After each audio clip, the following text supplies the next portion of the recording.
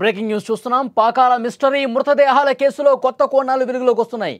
మృతులు జయమాలి మరిది కళయి సెల్వన్గా గుర్తించారు. చనిపోయిన పిల్లలు జయమాలి పిల్లలుగానే నిర్ధారించారు. అన్ని ఆధారాలు కూడా ల్యాబ్కు పంపించారు పోలీసులు. పిల్లల మృతదేహాలను ఆ తండ్రి గుర్తించినట్టుగా తెలుస్తోంది. కొన్ని రోజులుగా భార్యాభర్తల మధ్య గొడవలు కూడా జరిగినట్టుగా సమాచారం వస్తోంది. 40 లక్షల రూపాయల విషయంలో ఈ గొడవలు చెలరేగినట్టుగా సమాచారం. పాకాల అటవీ ప్రాంతంలో తిరుపతిలో వెలుగు చూస్తున్న ఒకే కుటుంబం 4 మరణాల మిస్టరీ రాష్ట్రంలో కలకలం రేపింది. రోజుకో కొత్త విషయం బయటకు వస్తోంది. పాకాల అటవీ ప్రాంతంలో ఒక మహిళ పురుషుడితో పాటు 2 పిల్లలు పాతి పెట్టినటువంటి ఆనవాళ్లను అక్కడ ఉన్న పశువుల కాపర్లు గుర్తించారు. ఆ తర్వాత పోలీసులు వచ్చి ఇన్వెస్టిగేషన్ చేస్తే భయంకరమైనటువంటి వాస్తవాలు బయటకు వస్తున్నాయి. వీళ్ళు తమిళనాడు రాష్ట్రం తంజావూరులో ఉన్నట్టుగా బయటకు వచ్చింది. అయితే భార్యాభర్తల మధ్య గత కొన్నాళ్లుగా గొడవలు జరిగినటువంటి పరిస్థితి కూడా ఉంది. 40 లక్షల రూపాయలకు సంబంధించి వాళ్ళ మధ్య గొడవ జరిగినట్టుగా ఇన్ఫర్మేషన్ వస్తుంది. అయితే వీళ్ళని ఎవరు చంపారు, ఇవి హత్యల అన్నకు సంబంధించి ఇంకా సందిగ్ధం కొనసాగుతూనే ఉంది. దీని గురించి మరింత లేటెస్ట్ ఇన్ఫర్మేషన్ తెలుసుకుందాం. పోలీసుల ఇన్వెస్టిగేషన్ ఎంతవరకు వచ్చింది, ఇప్పటి వరకు ఏం తేల్చారు, దీని గురించి మనం మాట్లాడదాం. ప్రస్తుతం ఫోన్ ఇన్లో సిద్ధంగా ఉన్నారు మా ప్రతినిధి ఉమాశంకర్. ఉమాశంకర్, పోలీసులు ఈ రోజు ఇచ్చినటువంటి సమాచారం ఏంటి? వలి అంటే వీళ్ళకి సంబంధించినటువంటి రిలేషన్ ఏంటి అనే దానిపైన ఒక క్లారిటీ వచ్చింది, కానీ ఇప్పటివరకు వీళ్ళది మర్డర్ చేశారా లేకపోతే వాళ్ళంతటా వాళ్ళు ఆత్మహత్య చేసుకున్నారా దానిపైన కూడా ఇంకా క్లారిటీ రాలేదు. అయితే అక్కడ ఉన్నటువంటి సీన్ ఒకసారి పోలీసులు నిశ్చితంగా పరిశీలిస్తే వాళ్ళ ఒంటిపైన కొన్ని దెబ్బలు ఉన్నట్టయితే తెలుస్తుంది. అయితే కళయి సెల్వన్ సంబంధించి కావచ్చు, లేదంటే జయమాలి పాప దర్శిని ఎవరైతే ఉందో 9 సంవత్సరాల పాపకి హెడ్ ఇంజురీ అయినట్టయితే తెలుస్తుంది. దాంతో పాటు కూడా ఈ బర్రెముకలు అనేది విరిగిపోయినట్టయితే గుర్తించారు. సో ఆల్రెడీ ఎవరో కొట్టి చంపినట్టు కొన్ని ఆనవాలు అయితే ఉన్నాయి, కానీ పోలీసులు మాత్రం ఇంకా దాన్ని నిర్ధారించలేదు. అయితే కళయి సెల్వన్, జయమాలి అనేటువంటి ఇద్దరు కూడా మొదట్లో వైఫ్ అండ్ హస్బెండ్ అనుకున్నారు, వీళ్ళంతా ఒక ఫ్యామిలీ అనుకున్నారు. కానీ వీళ్ళు అంటే జయమాలి, కళయి సెల్వన్ అనేది వదిన మరిది రిలేషన్. అయితే జయమాలి భర్త ఎవరైతే ఉన్నారో వెంకటేష్ కి సంబంధించి కజిన్ బ్రదర్ అతను. సో వీళ్ళిద్దరూ కూడా అంటే ఒకే ఊర్లోనే ఉంటారు.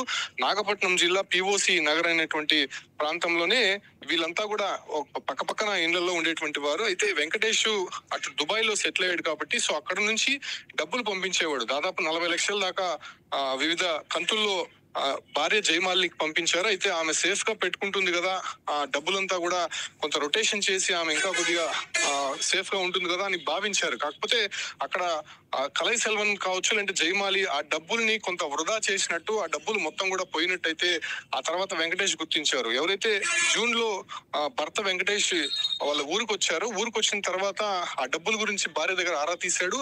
అయితే ఆ డబ్బుల గురించి ఆమె పూర్తిగా నోరు మెదకపోవడంతో ఒకసారిగా అక్కడ భార్య పైన ఫైర్ అయ్యారు. అందులో కుటుంబంలో కొంత గొడవలు ఏర్పడినటువంటి నేపథ్యంలోనే అటు భార్య పైన ఏదైతే తమ్ముడు కళయి సెల్వన్ పైన కూడా పోలీస్ స్టేషన్ లో చీటింగ్ కేసు అయితే నమోదు చేశారు. అయితే ఇలా కంప్లైంట్ ఇచ్చారు. తమ భార్య అదే రకంగానే కొంతమంది నమ్మి మోసపోయింది, సో వాళ్ళ దగ్గర నుంచి డబ్బులు ఇప్పించాలని చెప్పి కూడా ఆయన చీటింగ్ కేసు నమోదు చేశాడు. నమోదు చేసిన తర్వాత ఆ తర్వాత నుంచి వీళ్ళు మిస్ అయినటువంటి పరిస్థితి. కళయి సెల్వన్ కావచ్చు, లేదంటే జయమాలి, 2 పిల్లలు దర్శిని, వర్షిని అనేటువంటి 2 పిల్లలు కూడా జూలై 4వ తారీఖు నుంచి కూడా వీళ్ళు కనిపించలేదు.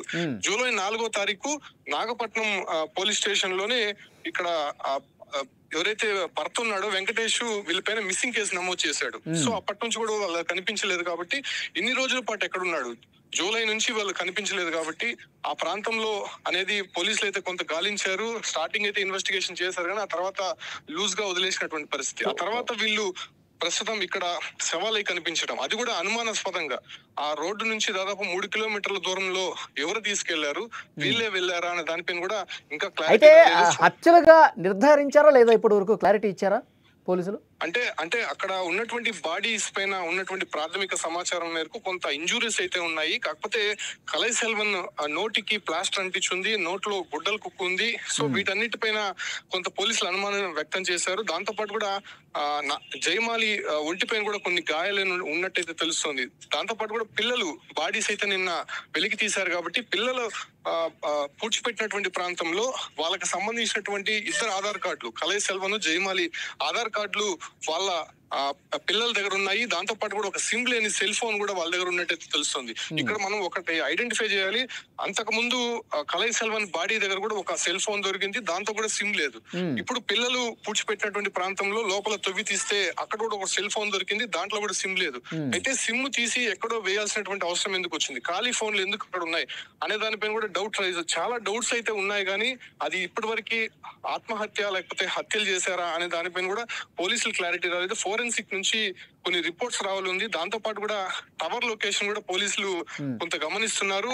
అదే రకంగానే 20-25 రోజులు అయింది కాబట్టి అక్కడ ఉన్నటువంటి కొన్ని సీసీ కెమెరాలు కూడా పరిశీలిస్తున్నటువంటి పరిస్థితి. దాంతో పాటు కూడా భర్త మీద కొంత అనుమానం వ్యక్తం చేస్తున్నారు. వెంకటేష్ ఎవరైతే ఉన్నారో అతను ఏదన్నా ఇది చేసి సీన్ క్రియేట్ చేశారన్న దానిపైన కూడా పోలీసులు అనుమానం వ్యక్తం చేసి ఆ దశగా కూడా ఎంక్వైరీ చేస్తున్నారు. కాబట్టి కంప్లీట్ డీటెయిల్స్ అయితే మాత్రం ఫోరెన్సిక్ రిపోర్ట్ వచ్చిన తర్వాత ఆ ఫోన్ లొకేషన్ ఆధారంగా ఫోన్ కాంటాక్ట్స్ ఎవరెవరికి చేస్తున్నారని అనే దానిపైన ఒక లిస్టు వస్తే తప్ప దీనిపైన ఒక క్లారిటీ వచ్చేటువంటి అవకాశం లేదు. ఇప్పటికి కూడా ఆ మర్డర్స్ లేకపోతే ఆత్మహత్య చేసుకున్నారని దానిపైన కూడా ఉమాశంకర్ భర్త గతంలోనే ఆయన మిస్సింగ్ కేసు నమోదు చేశాడు కదా, ఆ తర్వాత ఆయన కువైట్కి వెళ్ళిపోయాడా లేకపోతే ఇక్కడే ఉన్నాడా, ఏమైనా ఇన్ఫర్మేషన్ ఉందా?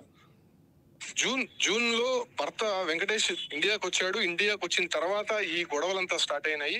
ఇండియాకి వచ్చిన తర్వాత తాను పంపించినటువంటి డబ్బుల వ్యవహారానికి సంబంధించి భార్య భర్త మధ్య తగాదాలు ఏర్పడింది. ఆ తర్వాత మరిది కలై సెల్వన్ తో కలిసి ఈమె కొంత డబ్బులు వృధా చేసినట్టయితే తెలిసింది. కాబట్టి వాళ్ళపైన చీటింగ్ కేసు, అంటే వీళ్ళు ఇంకొకరికి వచ్చి మోసపోయినట్టు అక్కడ భర్తతో చెప్పారు. కాబట్టి సో ఓవరాల్ గా అందరిపైన కూడా కేసు నమోదు చేయాలని చెప్పి కూడా భర్త కంప్లైంట్ ఇచ్చాడు. ఆ తర్వాత వీళ్ళు అదృశ్యమైపోయారు. పిల్లలు కూడా కనిపించలేదు, అసలు ఎక్కడికి వెళ్లారో తెలియట్లేదు. బంధువులంతా కూడా అక్కడ లోకల్ గా ఉన్నటువంటి వారి దగ్గర విచారించారు, చాలా రోజుల పాటు గాలించారు. సో అప్పటికి వాళ్ళు కనిపించకపోవడంతో జూలై 4వ తారీఖున తిట్టచ్చేరి అనేటువంటి పోలీస్ స్టేషన్ లో కంప్లైంట్ ఇచ్చారు. సో మిస్సింగ్ కేసు నమోదు చేసినటువంటి పోలీసులు అప్పటి నుంచి కూడా కొంత వాళ్ళు వెతికే ప్రయత్నం చేశారు, కానీ ఆ పరిసర ప్రాంతాల్లో ఎక్కడ కూడా కనిపించలేదు. ఎందుకంటే తంజావూరు నుంచి ఇప్పుడు వీళ్ళు చనిపోయినటువంటి స్పాట్ దాదాపు 400 కిలోమీటర్లు. అసలు ఎవరు ఎక్స్పెక్ట్ చేసి ఉంటారు ఇక్కడికి వచ్చి ఉంటారు కదా అని. ఈవెన్ వాళ్ళకి సంబంధించినటువంటి ఫోన్లు కూడా అక్కడ లేవు, సిమ్లు కూడా వాళ్ళు తీసి అక్కడే వేసేసినట్టు తెలుస్తుంది. సో టవర్ లొకేషన్ కూడా ఐడెంటిఫై చేసే అవకాశం లేదు. సో ఎటువంటి ఎవిడెన్స్ లేకుండా చేశారు కాబట్టి ఎవరు చేశారనే దానిపైన కూడా ఇంకా కన్ఫ్యూజన్ అయితే పోలీసుల్లో ఉంది. రిపోర్ట్స్ అంటే ఉమాశంకర్ జూలై 4th తర్వాత కేసు పెట్టాడు, పోలీసులు వెతుకుతా ఉన్నారు. ఆ తర్వాత అతను కువైట్ ఏమైనా వెళ్ళాడా, ఇక్కడే ఉంటున్నాడా అంటున్నా? లేదు, భర్త ఇక్కడే ఉన్నారు. ఇక్కడే ఉండి భార్య పిల్లలు ఏమయ్యారని వెతికే ప్రయత్నం అయితే చేస్తూ ఉన్నాడు. ఆయన ఇప్పుడు మొన్న ఎవరైతే ఐడెంటిఫై చేసిన తర్వాత వెంటనే ఒక డాక్టర్ ప్రిస్క్రిప్షన్ ద్వారా తంజావూరికి సమాచారం ఇచ్చినటువంటి నేపథ్యంలోనే వాళ్ళు అక్కడ లోకల్ పోలీస్ స్టేషన్ లో ఇచ్చారు. అప్పుడు మిస్సింగ్ కేసు ఉంది కదా అని చెప్పి వాళ్ళు ఐడెంటిఫై చేసి వెంకటేష్ కి సమాచారం ఇచ్చారు. వెంటనే వెంకటేష్ తో పాటు మరి కొంతమంది కుటుంబ సభ్యులు కూడా నిన్న ఇక్కడికి చేరుకున్నారు. కాబట్టి సో వెంకటేష్ ఇచ్చినటువంటి ఇన్ఫర్మేషన్, వెంకటేష్ దగ్గర తీసుకోవాల్సినటువంటి ఇన్ఫర్మేషన్ పోలీసులు తీసుకున్నారు. అదే రకంగానే ప్రాథమికంగా ప్రైమ్ ఎవిడెన్స్ అంతా కూడా సేకరించారు. కాబట్టి అక్కడ ఉన్నటువంటి బాడీస్ మొత్తం కూడా అక్కడే ఖననం చేశారు. ఎందుకంటే తీసుకొచ్చేటువంటి పరిస్థితి లేదు, మొత్తం కూడా కుళ్ళిపోయిన ఉన్నాయి. కాబట్టి అక్కడే ఖననం చేసి, అంటే వీళ్ళ సమక్షంలో ఖననం చేసి ఫోరెన్సిక్ రిపోర్ట్స్ కోసం పోలీసులు వెయిట్ చేస్తున్నారు. కాబట్టి ఆ రిపోర్ట్స్ వచ్చిన తర్వాత ఒక క్లారిటీ వచ్చేటువంటి అవకాశం అయితే కనిపిస్తుంది. వాళ్ళు ఓకే ఉమాశంకర్, మరింత లేటెస్ట్ ఇన్ఫర్మేషన్ కోసం మళ్ళీ ఒకసారి మిమ్మల్ని కాంటాక్ట్ అవుతాం. Thank you. అది తిరుపతిలో అటవీ ప్రాంతంలో, పాకాల అటవీ ప్రాంతంలో జరిగినటువంటి ఈ ఘటన రాష్ట్ర వ్యాప్తంగా సంచలనం అయిపోయింది. వీళ్ళు తమిళనాడుకు సంబంధించిన వాళ్ళు, తంజావూరుకి సంబంధించిన వాళ్ళు. చనిపోయింది మరిది, వదినకి సంబంధించిన 2 పిల్లలు. అయితే 40 లక్షల రూపాయల గొడవకు సంబంధించి పెద్ద ఎత్తున కుటుంబంలో తగాదాలు జరిగినాయి, గొడవలు జరిగినాయి. ఆయన కేసు కూడా పెట్టినటువంటి పరిస్థితి ఉంది. ఆ తర్వాత వీళ్ళు కనిపించకుండా పోయారు, ఇప్పుడు శవాలుగా తేలిన పరిస్థితి. భర్త మీద అనుమానం వ్యక్తం చేస్తున్నప్పటికీ ఇక పూర్తి స్థాయిలో భర్తే చంపి ఉంటాడు అనటానికి ఆధారాలు ఇప్పటి వరకు లభించలా. ఆ పనిలోనే పోలీసులు ఉన్నారు, ఇన్వెస్టిగేషన్ థరోగా చేస్తూ ఉన్నారు. భర్తనా లేకపోతే ఇంకెవరైనా కారణమా, ఇవన్నీ కూడా వెలికి తీసే పనిలో ఉన్నారు. 1-2 రోజుల్లో క్లారిటీ వచ్చే అవకాశం కనిపిస్తుంది. అయితే ఎవరూ కూడా మనుషులు వెళ్ళలేని ఒక కారడవిలోకి, నట్టడవిలోకి 3 కిలోమీటర్ల లోపలికి తీసుకెళ్ళి అంత దారుణంగా చంపాల్సినటువంటి అవసరం ఎవరికి ఉంది? నిజంగానే చంపారా? అక్కడ సీన్ చూస్తుంటే హత్యలుగా కనిపిస్తున్నాయి, కానీ ఇంకా నిర్ధారణ కాని పరిస్థితి కనిపిస్తుంది. ఫోరెన్సిక్ రిపోర్ట్ వచ్చిన తర్వాత పూర్తి వివరాలు బయటకు వచ్చే అవకాశం ఉంది. అప్పుడు పోలీసులు ప్రెస్ మీట్ పెట్టి దీని వెనకాల ఎవరున్నారో కూడా చెప్పే అవకాశం ఉంది. ఇప్పటికి మాత్రం ఇంకా పూర్తిగా ఆధారాలు లభించాలా, ఇన్వెస్టిగేషన్ జరుగుతోంది.